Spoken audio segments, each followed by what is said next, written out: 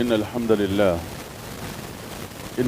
لله نحمده ونستعينه ونستغفره ونؤمن به ونتوكل عليه ونعوذ بالله من شرور أنفسنا ومن سيئات أعمالنا ومن يهده الله فلا مضل له ومن يضلله فلا هادي له وأشهد أن لا إله إلا الله وأشهد أن محمدا عبده ورسوله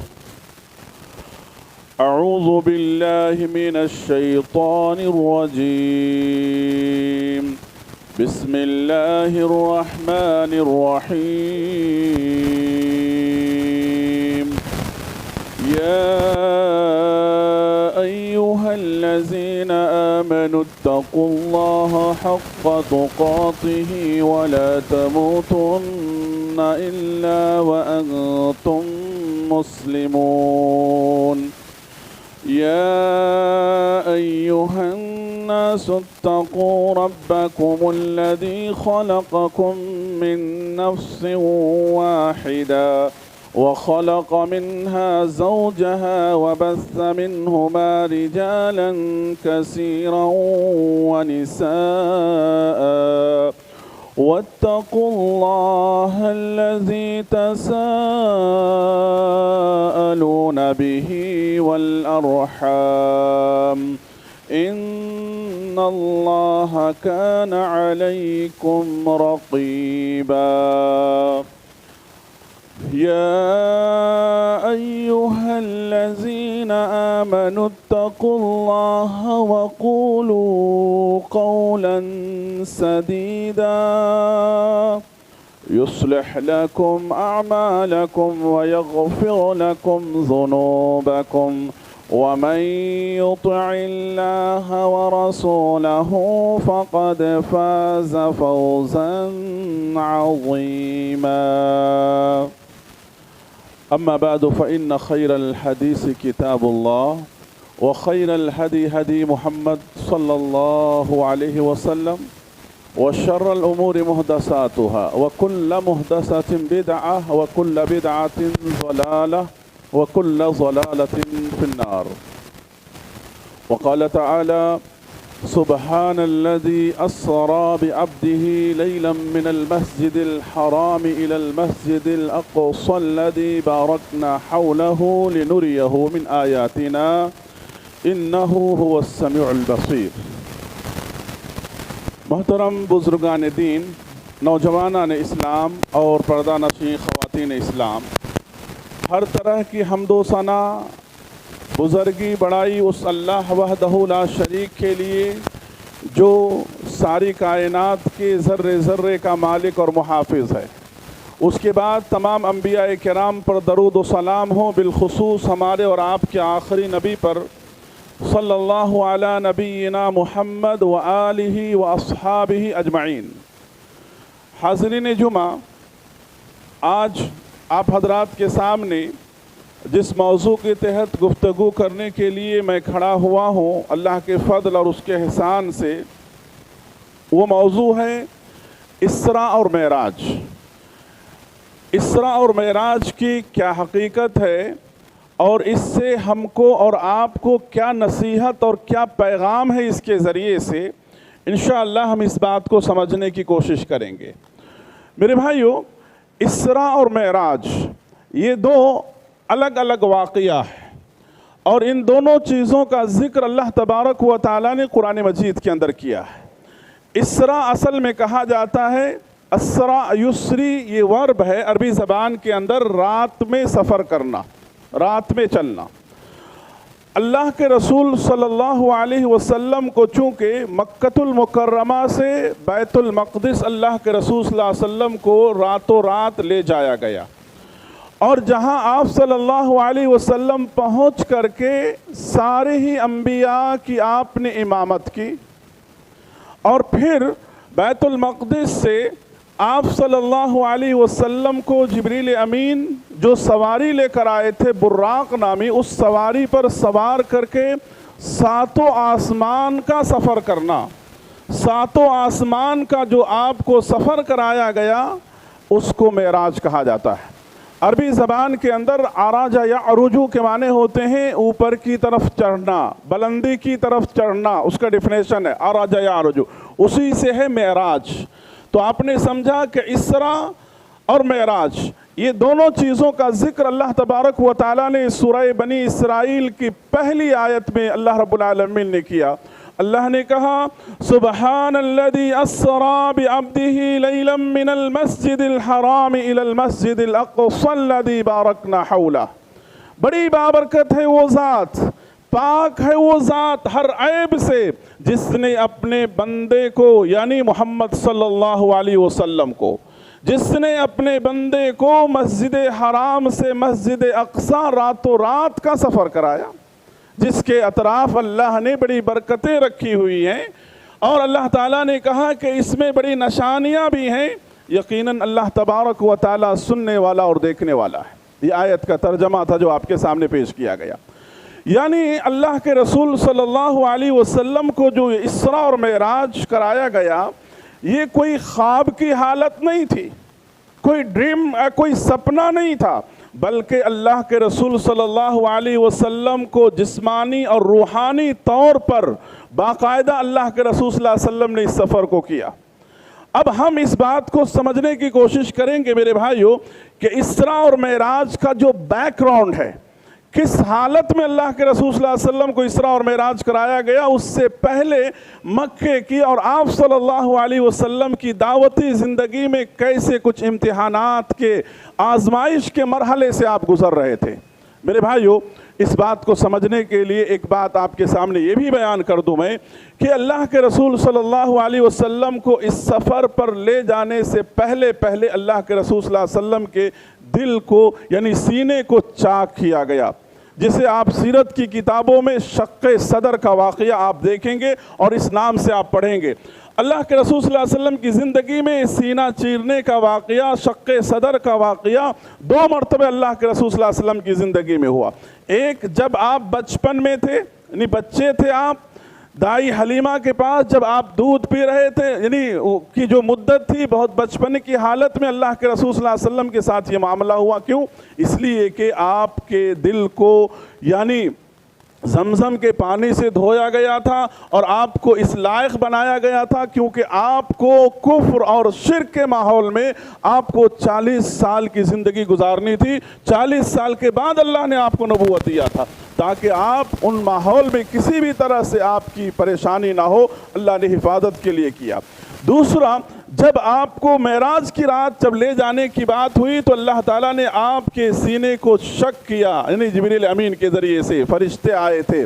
یہ اس لیے کیا گیا کہ آپ کو یہ عالم چھوڑ کر کے کسی اور عالم میں جانا تھا، ایسی عالم کے اندر جانا تھا جہاں کی تمام تر چیزوں کو آپ کا دل کیا کر سکے، برداشت کر سکے، تمام چیزوں کو ایکسیپٹ کر سکے۔ اس لیے اللہ کے رسول صلی اللہ علیہ وسلم کے دل کو، سینے کو مضبوط کیا گیا زمزم کے پانی سے دھو کر کے، اور اللہ کے رسول صلی اللہ علیہ وسلم کو اس طرح سے 2 مرتبہ زندگی میں یہ واقعہ ہوا۔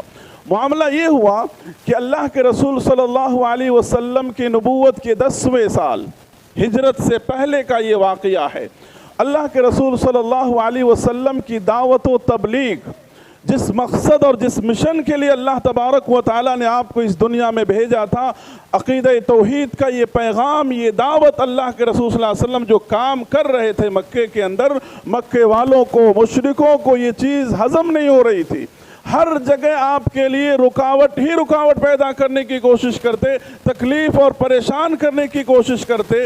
ہوا یہ کہ مکے والوں نے اللہ کے رسول صلی اللہ علیہ وسلم کی اس دعوت کو روکنے کے لیے ان لوگوں نے ایک پلان کیا۔ کیا پلان کیا؟ کہ اللہ کے رسول صلی اللہ علیہ وسلم اور آپ پر ایمان لانے والے جتنے بھی لوگ ہیں، ان تمام لوگوں کا سماجی بائیکاٹ کیا جائے۔ یہ مشرکوں کے درمیان یہ بات طے ہوئی اور باقاعدہ یہ چیز جو ہے رائٹنگ میں لکھا گیا، اور رائٹنگ میں یہ لکھ کر کے خانہ کعبہ کی دیوار سے لگا دیا گیا کہ مسلمانوں کا سماجی بائیکاٹ ہوگا، نہ ان سے بات کوئی کر سکتا ہے، نہ لین دین کر سکتا ہے، نہ کسی بھی طرح سے ان کی مدد کر سکتا ہے، نہ کسی بھی طرح سے ان کا ہیلپ ہوگا۔ اور اس طرح سے اللہ کے رسول صلی اللہ علیہ وسلم اور آپ سے متعلقین لوگوں کو 3 سال کا سماجی بائیکاٹ ہو گیا۔ اور اس دوران اللہ کے رسول صلی اللہ علیہ وسلم اور آپ کے اصحاب یہ سب لوگ جو ہے شعب ابی طالب نامی ایک جو گھاٹی تھی، ایک جگہ تھی، اس میں اللہ کے رسول صلی اللہ علیہ وسلم نے زندگی گزارا۔ صحابہ بیان کرتے ہیں کہ سارے کمیونیکیشن جب ہمارے ختم ہو گئے تھے ان سے، تو ہمارے پاس کھانے پینے کے سامان نہیں تھے۔ ہم نے اس دوران اللہ اکبر درخت کے پتے ہم چباتے تھے، اللہ اکبر، درخت کے پتے کھا کھا کر کے ہم اپنی بھوک اور پیاس کو بجھاتے تھے۔ اللہ اکبر، صحیح بخاری کی روایت ہے، صحابہ کہتے ہیں کہ ہم نے اتنے درخت کے پتے کھائے کہ جب ہم قضائے حاجت کے لیے جاتے تو ایسا ہوتا جیسے جانوروں کے فضلے نکلتے ہیں ویسے ہمارے نکلتے تھے۔ اللہ اکبر، میرے بھائیو ذرا غور کرو کہ ان صحابہ نے، ہمارے نبی نے اس دین کی حفاظت اور دین کو ہم تک پہنچانے کے لیے کتنی بڑی قربانیاں دی۔ اللہ اکبر، آج ہم اور آپ جنہیں وراثت میں خاندانی طور پر الحمدللہ اللہ نے ایمان اور اسلام کی دولت سے نوازا، آج ہمارے پاس دین کی قدر نہیں ہے۔ آج ہم نے دین کو کتنا معمولی اور ہلکا سمجھ رکھا ہے۔ جب چاہو جس وقت چاہو دین میں بدعات و خرافات کی شکل میں جو چاہو عبادت کے نام پر، دین کے نام پہ کر لو، ہم سمجھتے سب صحیح ہے۔ والعیاذ باللہ، یہ دین ہے جس دین کو بڑی مشقت کے ساتھ ہم تک پہنچایا گیا، بہت بڑی امانت ہے یہ دین۔ اللہ کے رسول صلی اللہ علیہ وسلم اس میں تھے تو اللہ تعالیٰ کا یہ نظام ہے کہ اللہ تعالیٰ کبھی کبھی دشمنوں کے صف میں اللہ تعالیٰ ہمارے لیے کسی ہمدرد کو پیدا کر دیتا ہے۔ ان مشرکوں میں سے ایک شخص کھڑا ہوا جس کے دل میں سمجھے انسانیت تھی، اس کا نام تھا مطعم بن عدی۔ یہ ایمان نہیں لایا لیکن اس کے دل میں مسلمانوں کے لیے ایک رحم تھا، ایک درد تھا۔ اس نے کہا کہ ہم نے انسانیت کی ساری حدیں توڑ دی، محمد صلی اللہ علیہ وسلم اور ان کے ساتھیوں پہ ہم نے ظلم عہد کر دیا، لہذا اس نے اس بائیکاٹ کیا، کہا کہ میں اسے نہیں مانتا ہوں، میں ختم کرتا ہوں۔ اللہ کے رسول صلی اللہ علیہ وسلم اس طرح سے آپ اور آپ کے اصحاب جو ہے وہاں سے باہر نکلے۔ آج بھی آپ دیکھیے جو نان مسلمس ہیں، ہم جس ملک میں رہتے ہیں، ہر کوئی ایک ہی ذہن کا نہیں ہے۔ بہت سارے ہیں جو مسلمانوں کو سپورٹ کرنے والے ہیں، اسلام کو سننے والے ہیں، بہت کم ہی ہیں جو شر پسند ہیں، تو لہذا ایسے لوگوں کی ہمیں قدر کرنی چاہیے۔ تو دیکھیے ایک نان مسلم یہ کھڑا ہو کر کے اس نے اس چیز کو ختم کیا۔ اللہ کے رسول صلی اللہ علیہ وسلم وہاں سے نکلے، اس آزمائش سے باہر آئے کہ اس سے بڑی آزمائش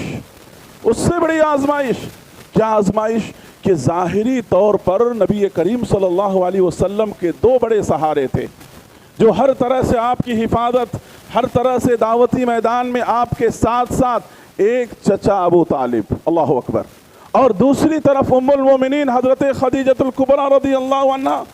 آپ صلی اللہ علیہ وسلم وہاں سے نکلے اور آگے پیچھے قریب چند ہی دنوں کے اندر کیا ہو گیا، چند ہی ہفتوں اور مہینوں کے اندر یہ ہوا کہ حضرت خدیجہ الکبریٰ رضی اللہ عنہ کا انتقال ہو گیا، ام المومنین کا، دوسری طرف آپ کے چچا ابو طالب کا انتقال ہو گیا۔ اب یہ دونوں ظاہری سہارے ٹوٹ گئے، آپ صلی اللہ علیہ وسلم کے جو ظاہری سہارے تھے وہ ٹوٹ گئے۔ آپ صلی اللہ علیہ وسلم بہت رنجیدہ ہوئے، بہت غمگین ہوئے۔ اس لیے جو بھی سیرت کی اور تاریخ کی کتاب آپ پڑھیں گے تو اس وقت کو، اس سال کو محرخین نے عام الحزن لکھا ہے، آپ کے لیے غموں کا سال۔ آپ صلی اللہ علیہ وسلم جب ظاہر میں پوری طرح سے آپ وہاں پر ٹوٹ چکے تھے اور مشرکین مکہ آپ پر ظلم و ستم کے پہاڑ توڑے جا رہے تھے، کوئی کسر نہیں چھوڑ رہے تھے، اللہ کے رسول صلی اللہ علیہ وسلم نے سوچا کہ اب مکہ چھوڑ کر کے، مکے سے باہر جا کر کے دعوت و تبلیغ کا کام کیا جائے، لوگوں کو دعوت دی جائے، توحید کی طرف بلایا جائے۔ اللہ کے رسول صلی اللہ علیہ وسلم اسی دوران آپ جو ہے طائف کا سفر کیے، آپ طائف گئے۔ یہ چوتھا واقعہ آپ کی زندگی میں۔ جب آپ طائف گئے تو طائف کے بارے میں آپ جانتے ہیں کہ جب اللہ کے رسول صلی اللہ علیہ وسلم طائف گئے تو طائف والوں نے آپ پر کس قدر ظلم و ستم کیے، اپنے بدماشوں کو، اپنے گنڈوں کو آپ کے پیچھے لگا دیا۔ اس قدر انسانی تاریخ میں کبھی بھی ایک شریف انسان کے ساتھ ایسا معاملہ نہیں کیا گیا ہوگا جو معاملہ اللہ کے رسول صلی اللہ علیہ وسلم کے ساتھ کیا گیا۔ اللہ اکبر، یعنی پتھروں کی ایسی بارش کی گئی، جسم آپ کا لہو لہان ہو کر کے آپ کے جوتے مبارک میں پورا کا پورا بلڈ اور خون جو ہے جمع ہوا تھا۔ اللہ اکبر. فرشتے آئے اللہ کے حکم سے. فرشتے نے کہا کہ اے محمد صلی اللہ علیہ وسلم آپ حکم دیں, ہم اس بستی والوں کو پوری طرح سے برباد کر دیں گے, وجود مٹا دیں گے, 2 پہاڑوں کے بیچ میں رکھ کر کے ہم انہیں پیس دیں گے. لیکن قربان جائیے ہمارے اور آپ کے اس نبی پر جو رحمت للعالمین تھے ساری انسانیت کے لیے اور قیامت تک کے لیے آپ کی تعلیمات رحمت للعالمین ہے. آپ نے کیا کہا؟ آپ نے کہا کہ نہیں. آپ نے ہاتھ اٹھا کر کے ان کے حق میں دعا کی, اللہم اہدی قومی فإنہم لا یعلمون. اے اللہ یہ میری قوم ہے, یہ مجھے نہیں جانتی ہے, اللہ تو انہیں ہدایت دے, انہیں ہدایت دے, انہیں سمجھ دے. میرے بھائیوں میں آپ کو رک کر کہوں گا یہاں پر کہ آج بتائیں, آج ہمارے گھروں میں بھی کتنے ایسے لوگ ہیں جو شرک کے کاموں میں مبتلا ہیں, توحید سے دور ہیں, بدعات و خرافات میں ڈوبے ہوئے ہیں. بتاؤ کہ کتنے دن ہم نے انہیں دعوت دے کر کے ان کے حق میں ہم نے دعا کی ہے, کتنے دن ہم نے محلے کے ان لوگوں کے حق میں دعائیں کی ہیں جو ہماری دعوت میں رکاوٹ بنتے ہیں. ہم صرف شکایتیں کرتے ہیں, ہم دوسروں کی شکایتیں تو کرتے ہیں کہ لیکن ہم میرے بھائیو آج تک اپنے دل پر ہم بھی, میں بھی کہہ رہا ہوں اپنے آپ کو, آپ بھی اپنے آپ کو, کہ کبھی ہم نے کسی کی ہدایت کے لیے خصوصاً ہم نے ان کے حق میں دعا کیا ہے؟ یہ اس سنت پہ ہم نے عمل نہیں کیا میرے بھائیو. آج ضرورت ہے اس سنت پر عمل کرنے کی. حالات خود بخود درست ہو جائیں گے. اور آپ کو معلوم ہونی چاہیے کہ اللہ کے رسول صلی اللہ علیہ وسلم کی اس دعا کا نتیجہ کیا ہوا. اللہ اکبر. آپ صلی اللہ علیہ وسلم کی دعاؤں کا نتیجہ ہی ہے کہ پورے طائف والے اللہ اکبر ایمان لائے. معلوم ہونی چاہیے اس ملک ہندوستان میں سب سے پہلا شخص جو آنے والا ہے محمد بن قاسم, وہ طائف کا رہنے والا تھا, جو اس ملک ہندوستان کے اندر توحید لے کر کے آیا تھا, اسلام لے کر کے آیا تھا. اللہ کے رسول صلی اللہ علیہ وسلم کی دعاؤں کا وہ نتیجہ تھا. آج بھی اگر ہم کسی کے حق میں دعا کریں گے انشاءاللہ آج نہیں تو کل ضرور اللہ ہماری دعاؤں کے ذریعے اللہ اسے ہدایت دے گا. آپ نے کہا اللہم اہدی قومی فإنہم لا یعلمون. اللہ جانتے نہیں ہیں, اللہ اسے ہدایت دے, ہماری طرف اسے کھینچ لا پروردگارا. اللہ کے رسول صلی اللہ علیہ وسلم پوری طرح سے ٹوٹ چکے تھے. انسان اور مخلوق نے آپ پر بہت ظلم کیا. آپ صلی اللہ علیہ وسلم بھی انسان تھے, آپ کے دل میں بھی انسانی دل تھا. آپ صلی اللہ علیہ وسلم جب طائف سے واپس مکہ اپنے وطن لوٹ رہے تھے, اب یہاں پہ ایک نیا مسئلہ, مکے والے آپ کو مکہ میں داخل نہیں ہونے دے رہے ہیں, کہہ رہے ہیں کہ آپ ہماری اجازت کے بغیر گئے اس لیے ہم مکے میں آپ کو داخل نہیں ہونے دیں گے. آپ کو معلوم ہے کہ اس وقت کے اس منظر کو صحیح بخاری میں امام بخاری رحمۃ اللہ علیہ نے ذکر کیا اپنی صحیح بخاری میں. ایک صفحے اللہ کے رسول صلی اللہ علیہ وسلم نے اپنی عاجزی, اپنی بے بسی, اپنی تمام چیزوں کا ذکر اللہ سے کیا اور اتنا روئے اللہ کے رسول صلی اللہ علیہ وسلم. اس دعا کا معنی اور اس دعا کو پڑھیں گے تو خود بخود آپ بھی رو پڑیں گے.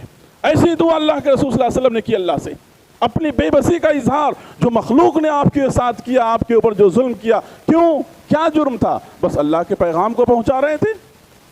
تب اس وقت اللہ کے رسول صلی اللہ علیہ وسلم مکے میں داخل ہوئے. اللہ کے رسول صلی اللہ علیہ وسلم کو انہی آزمائش اور امتحانات کے بعد جب آپ کا دل زخمی ہو چکا تھا, آپ مخلوقات کی طرف سے ٹوٹ چکے تھے, اللہ نے آپ کو معراج کرایا.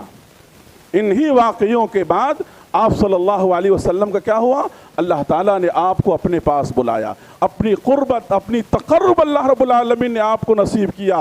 آپ اللہ سے ہم کلام ہوئے, آپ کو تقرب جو ملا, اس تقرب کے ذریعے سے آپ کے سارے غم ختم ہوئے, آپ کے دل کو تسلی ملی. میرے بھائیو آپ دیکھو, آپ سجدے میں پورے خشوع اور خضوع کے ساتھ آپ سجدے میں جاؤ, آپ کا دل ٹوٹا ہوا ہو, آپ تکلیف میں ہو, بیماری میں ہو, پریشانی میں ہو, آپ سجدے میں پورے خشوع اور خضوع کے ساتھ جاؤ, اللہ سے اپنا دکھڑا سناؤ, اللہ سے آپ دعائیں کرو.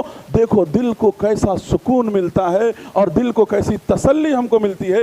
آپ سوچو کہ اللہ نے آپ سے ہم کلام کیا, اللہ سے آپ نے بات کی, اس سے بڑا سکون اور اس سے بڑا مرہم اور کیا ہو سکتا ہے, اس سے بڑی بات اور اس سے بڑی نعمت اور کیا ہو سکتی ہے.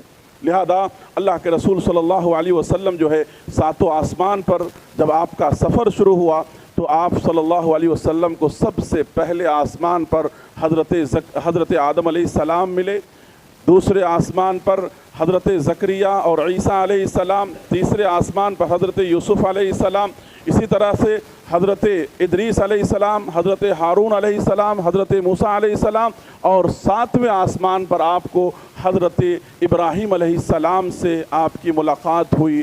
اللہ تبارک و تعالیٰ کے یہ خلیل اللہ جنہیں کہا جاتا ہے، حضرت ابراہیم علیہ السلام سے لے کر کے تمام انبیاء جو بھی آپ سے ملے، تمام نے آپ کو مبارکبادی دی، تمام نے آپ کو مانا، اور تمام نے آپ کا استقبال کیا اللہ کے رسول صلی اللہ علیہ وسلم کا۔ اللہ کے رسول صلی اللہ علیہ وسلم نے بیت معمور کو دیکھا۔ بیت معمور یعنی وہ گھر جو اللہ تعالیٰ نے صرف فرشتوں کی عبادت کے لیے اللہ نے بنا رکھا ہے، جو خانہ کعبہ کے بالکل اوپر ہے، جو دنیا کے اندر انسان اس گھر میں عبادت کرتے ہیں، اور اللہ تعالیٰ نے آسمان میں بالکل اس کے اوپر اللہ تبارک و تعالیٰ نے فرشتوں کی عبادت کے لیے بنا رکھا ہے۔ جبریل امین نے اللہ کے رسول صلی اللہ علیہ وسلم کو بتایا کہ ایک مرتبہ عبادت کرنے کے لیے بیت معمور میں 70,000 فرشتے داخل ہوتے ہیں، اور وہاں سے نکلنے کے بعد پھر قیامت تک ان کی باری آنے والی نہیں ہے۔ اللہ اکبر!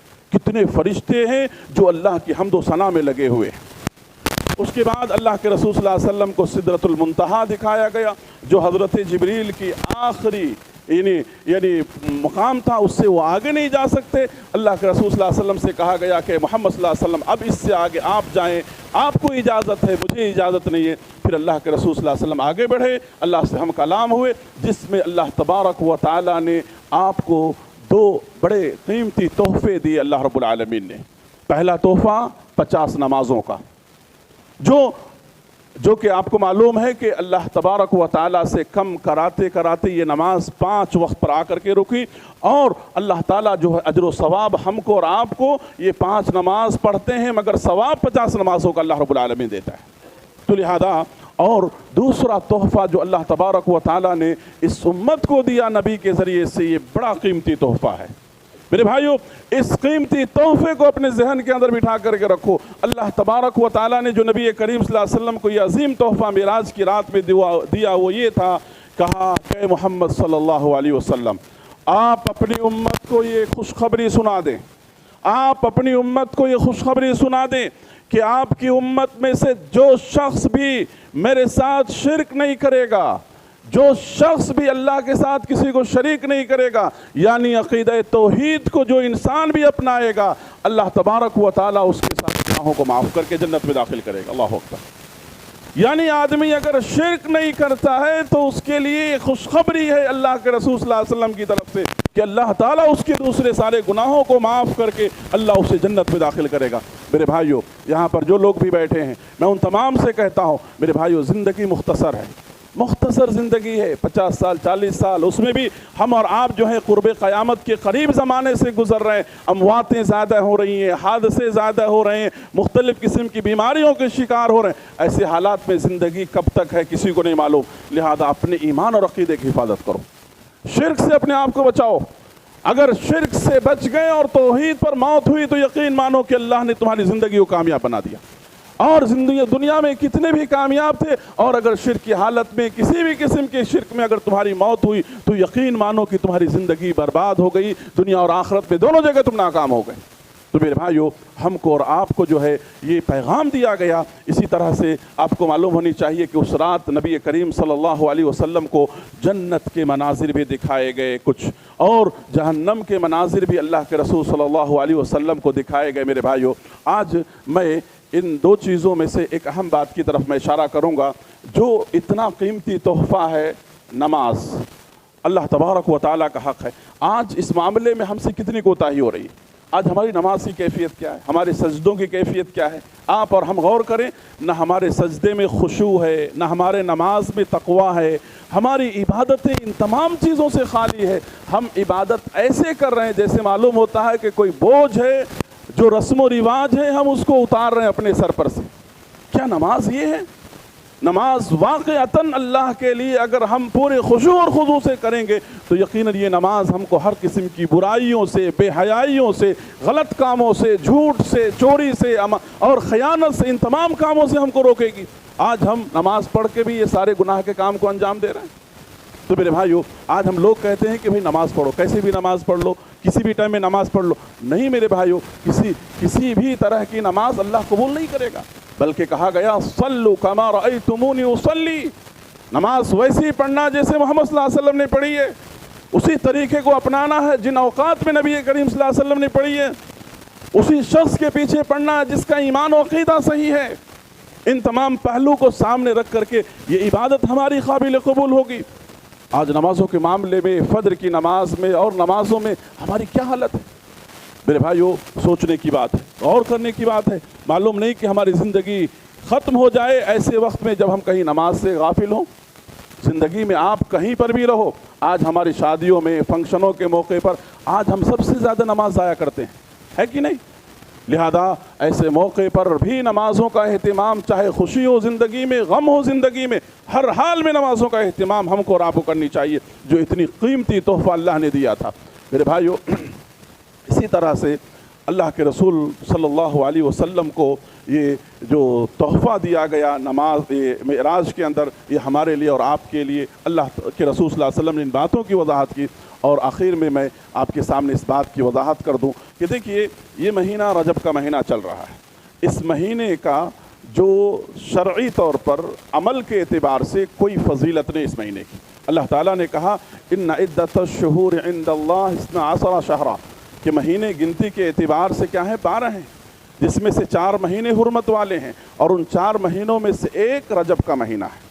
बस इसका हुर्मत है, एहतराम है, हर किस्म की गुनाहों से बचा जाए। ज़माने जाहिलियत में भी लोग एहतराम करते थे, हमें भी करना चाहिए आम दिनों के मुकाबले में ज़्यादा, लेकिन अमल के एतबार से कोई फजीलत नहीं है।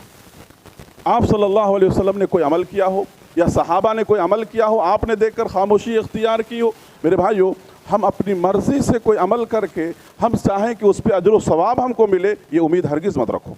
बल्कि अमल वही अमल कहलाएगा जिस अमल को अल्लाह के रसूल सल्लल्लाहु अलैहि वसल्लम ने किया, जिस वक्त किया, जैसे किया, और उस अमल के ताल्लुक़ से जो है कुरान और हदीस का प्रूफ हो, दलील हो, तभी जा कर के। ऐसा नहीं कि मन में हम अपने तौर पर आज की रात हम पूरी रात इबादत का बना लेते हैं, कल हम रोज़ा पूरा रख लेते हैं, मतलब अपने तौर पर, ऐसा नहीं है। तो लिहाजा जो लोग जो है इस महीने में रजब की खुराफात और बिदात में लगे हुए हैं, जैसे रजब के कुंडे या इसी तरह से ख़ास किस्म के कुछ ज़िक्र और अस्कार पढ़े जाते हैं इस महीने के अंदर, या इसी तरह से इस महीने में रोज़े रखे जाते हैं, या शबे मेराज यानी 27 रजब को समझिए मेराज हुआ अल्लाह के रसूल सल्लल्लाहु अलैहि वसल्लम को, इसको लेकर के रात इबादत की जाती है, बयानबाजी की जाती है, मुख्तलिफ़ किस्म के काम किए जाते हैं। याद रखो मेरे भाइयों, जो ये रजब के महीने में अल्लाह के रसूल सल्लल्लाहु अलैहि वसल्लम को जो मेराज के बारे में जो बात है, अहले इल्म के दरमियान बड़ा इख्तिलाफ है। बाज़ ने कहा कि रजब का महीना, बाज़ ने कहा रबीउल अव्वल का महीना, बाज़ ने कहा शाबान का महीना, बाज़ ने कहा शव्वाल का महीना। तो अगर ये चीज़ सही सनद से साबित होती तो हमारे पास एक दलील होता। जिस मामले में इतना इख्तिलाफ है, वो चीज़ कैसे इबादत का दिन बन सकता है? तो लिहाजा इन तमाम चीज़ों से हम बचें। और इन सारी बातों का, मेरे सारे खुतबे का खुलासा कलाम ये है, मैं एक लफ्ज़ में आपके सामने बयान करना चाहता हूँ कि अभी जो आपके सामने इसरा और मेराज के हवाले से बात की गई मेरे भाइयों, ये क्या चीज़ है? ये मतलब ये है कि हमारी ज़िंदगी में हम दीन का काम करेंगे, अल्लाह के पैगाम को लेकर के उठेंगे, सुन्नत पर अमल करेंगे, अक़ीदे तौहीद को अपना। ऐसे हालात में हमारी ज़िंदगी में आजमाइशें आएंगी, इम्तिहानात आएंगे, रुकावटें आएंगी, कभी अपनों की तरफ से, कभी गैरों की तरफ से। मखलूक़ात हमको तकलीफ़ देगी, चाहे जिस तरह से भी इस दुनिया के अंदर हमारा इम्तिहान और आजमाइश हो। जब हम मखलूक़ात की तकलीफ़ और परेशानी को देख करके हम परेशान होते हैं, ऐसे हालात में हमको अल्लाह की तरफ लौटना चाहिए, अल्लाह से अपना ताल्लुक़ मजबूत करना चाहिए, ताल्लुक़ बिल्लाह। अल्लाह की तरफ रुजू करो, अल्लाह के सामने सर्व सुजूद हो जाओ और इन गमों का, इन तकलीफ़ों का, इन परेशानियों का जिक्र अल्लाह रब्बुल आलमीन से करो। ये दुनिया है, आजमाइश होगी। मोमिन बगैर आजमाइश की इस दुनिया में रह नहीं सकता है। एक काफिर है, मुशरिक है, हो सकता है कि बगैर आजमाइश की उसकी ज़िंदगी ख़त्म हो जाए, लेकिन एक मोमिन की आजमाइश इस दुनिया के अंदर आदमी की हालत और कैफियत के हिसाब से अलग अलग उसकी नौइयत हो सकती है।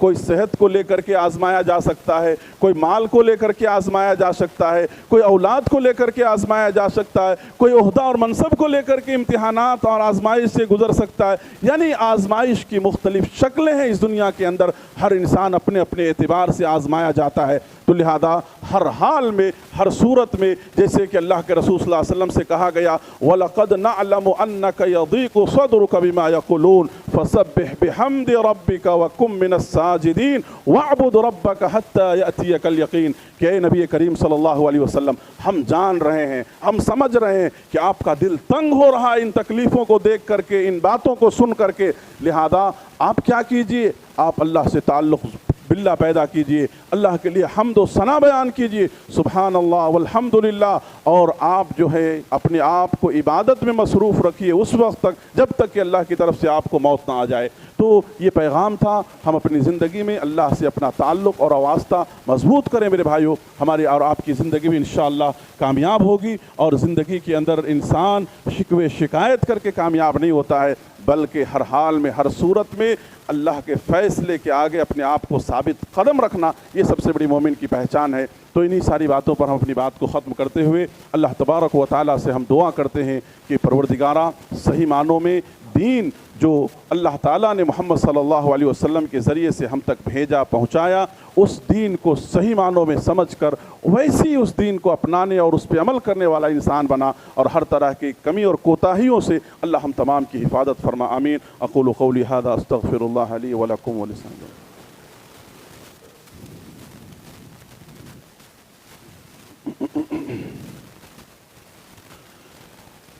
الحمد للہ رب العالمین والصلاة والسلام علی رسولہ الکریم، اما بعد۔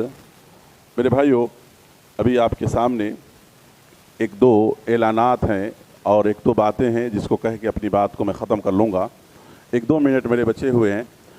سب سے پہلی بات یہ ہے کہ ہم اور آپ جس ملک کے اندر رہتے ہیں، یہاں پر بہت سارے جو ہے گورنمنٹ جو ہے تبدیلیاں لا رہی ہیں، ہم اور آپ دیکھ رہے ہیں۔ ایسے حالات میں ہمارے ڈاکومنٹس کا صحیح ہونا، درست ہونا، تاکہ ہم پریشانیوں سے اپنے آپ کو بچا سکیں۔